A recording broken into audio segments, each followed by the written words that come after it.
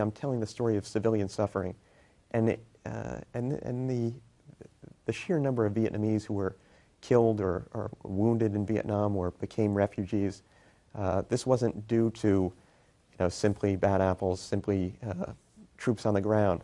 It was command-level policies, things like the use of unrestrained bombing and artillery shelling on heavily populated areas of the countryside, policies that were promulgated at the highest levels of the U.S. military. This is what made it inevitable that there would be this much civilian suffering, that there would be, an estimated 2 million Vietnamese civilians killed. I mean, the Vietnam War in Vietnam took such a tremendous toll. It's almost, as I came to understand, it was almost unfathomable suffering on the part of the Vietnamese people. The best estimates that we have are 3.8 million Vietnamese deaths overall, combatants and non-combatants. Right. 2 million of them civilians. 5.3 million civilian wounded using a very conservative method of estimation. The U.S. government came up with a number of 11 million Vietnamese who were made refugees during the war. And the latest studies show that up to 4 million Vietnamese were exposed to toxic defoliants like Agent Orange.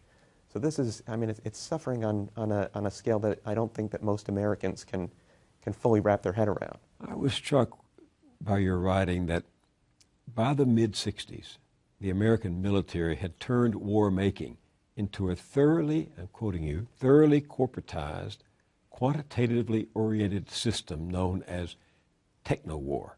And you say that became, in Vietnam, the American way of war. And this led to what you call the indiscriminate death of civilians, as well as the atrocities that occurred against individuals. That's right. The military fought this war with an attrition strategy. The U.S. was fighting a guerrilla war, and they were looking for a metric to show that they were winning. And the attrition strategy provided that by making body count the way that you could tell. Basically, you would kill your way to victory. You would pile up Vietnamese bodies. You would kill more enemy guerrillas than the enemy could put into the field. That was the crossover point. That was the famed crossover point. So this crossover point that we were supposed to reach when we were killing more Vietnamese than could be replaced led, as you point out here step by step, to the whole notion of the body count as the measure of success in Vietnam. That's right. Sometimes I found that American troops would take prisoners in the field, and they'd call in, I have a prisoner, and the commander would call back, well, I want a body count. And then the prisoner would be killed and then called in as an enemy who was shot while fleeing or shot during a firefight. You say so entire units would be pitted against each other in body count competitions with prizes at stake. Yes, one veteran that I talked to, he said there was a great, he called it an incentivization of death.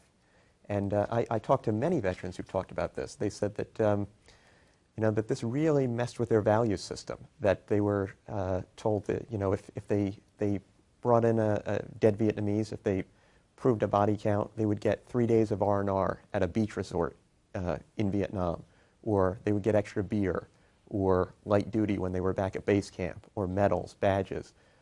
So there were all these incentives that were pushing them to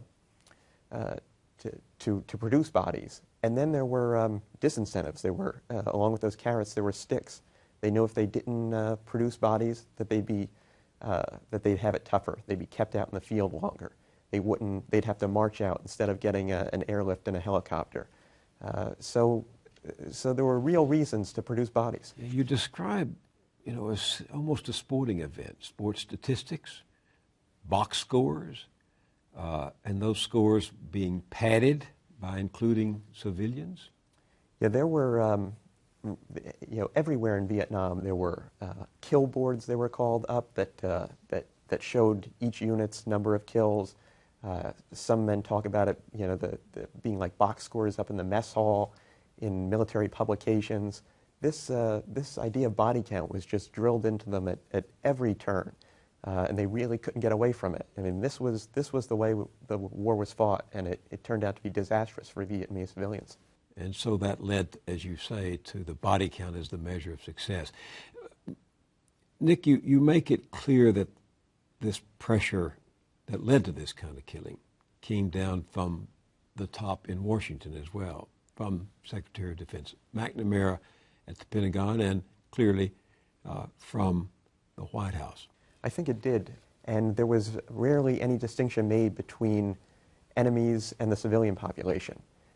They were, and I should make the point that these are very young men at the time, 18, 19, 20 years old. So they get to boot camp as mere boys, and they're really told that all the Vietnamese are dangerous, and they learn pretty quickly that it was okay to shoot first because no one was going to ask questions later. How were you affected when you went to Vietnam for the first time? Well, I was, it really changed, the project that I was working on, and I think it changed me in profound ways. How so? I went to Vietnam, with these stacks of documents, and I was looking for witnesses and survivors to individual atrocities, the cases that I had read about. And I went to these villages, and I talked to Vietnamese, and I was asking them about one specific spasm of violence. But what they kept telling me, the stories that I kept hearing, was what it was like to live for 10 years under bombs and shells and helicopter gunships, and how they had to negotiate their lives around the American war. What it was like to have your home burned down 5, 6, 7 times, and to finally give up rebuilding it, and start to live a subterranean or semi-subterranean existence in a bomb shelter, and have to make all these calculations about how to survive, when to leave the bomb shelter to forage for food, or to find water, or to relieve yourself, when to farm. And all these decisions could have a profound effect.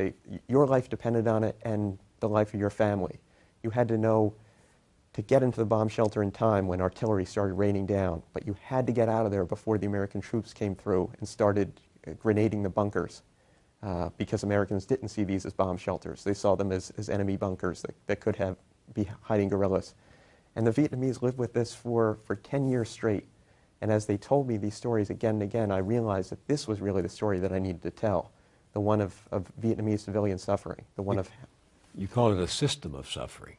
Yeah, with all the way that the American war was engineered, I think it turned it into a veritable system of suffering.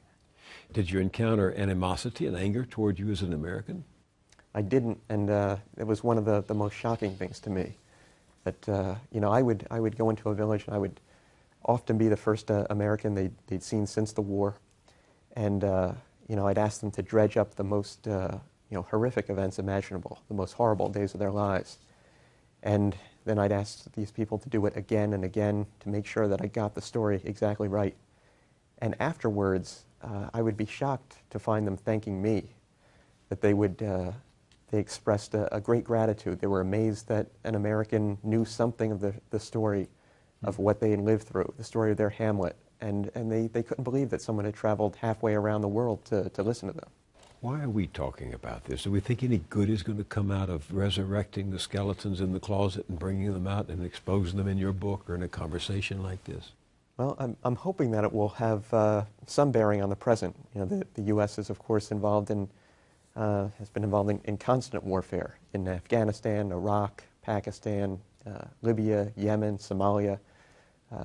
There's military interventions taking place all over the world over the last decade plus.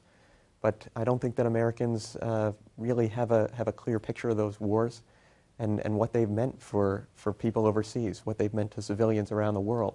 So I hope that my book might be able to to add to that conversation, to open Americans' eyes to what wars mean for people overseas. And if we're asked to send our brothers and sisters and sons and daughters to war, I think we should have some idea of what it means for the sons and daughters of people overseas. The book is Kill Anything That Moves, The Real American War in Vietnam. Nick Turse, thank you for joining me. Thanks so much for having me.